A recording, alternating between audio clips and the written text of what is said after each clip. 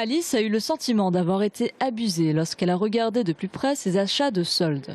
Le prix indiqué sur l'étiquette barrée est à 35,99 €, donc avec une remise de 22,23%, ce qui me fait un prix total à 27,99 €, ce qui est quand même très intéressant. Et en fait, on se rend compte que quand on soulève l'étiquette, le prix d'origine est de 29,99 € et non pas de 35,99 €. Elle, qui croyait avoir fait de bonnes affaires, découvre que certains prix soldés correspondent plus ou moins au prix d'origine du produit.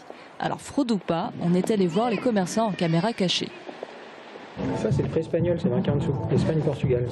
C'est pas le prix qui est pratiqué sur le territoire français. Pourquoi le prix est pour celui-ci est le même et pas pour la chemise? Parce que ça dépend des produits, c'est pas nous qui décidons. On reçoit tout comme ça et on réétiquette tout pour le marché français.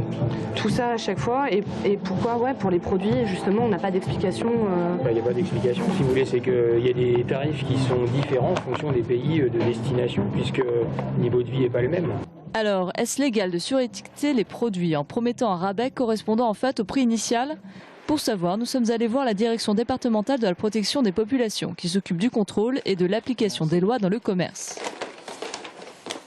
C'est un produit qui a été vendu dans le circuit espagnol, qui peut se retrouver ensuite dans le circuit national et pas forcément vendu au même prix. Les prix ne sont pas définis réglementairement, la liberté des prix existe depuis 1986.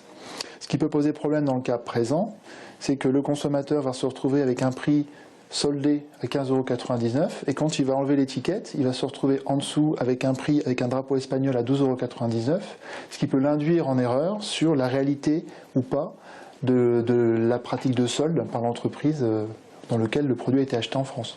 Aujourd'hui, la législation a évolué. Le non-respect des soldes se résume à un usage abusif du terme en dehors des périodes légales et à mettre à la vente des marchandises détenues moins de 30 jours avant le début des soldes. Pour le reste, comme les questions d'étiquetage, il n'y a plus de règles contraignantes. Il est par exemple possible de vendre des produits sans indiquer au consommateur le prix initial avant le rabais. Aujourd'hui, l'intention d'induire en erreur peut être qualifiée de pratique commerciale trompeuse, passible de 2 ans de prison et 300 000 € d'amende.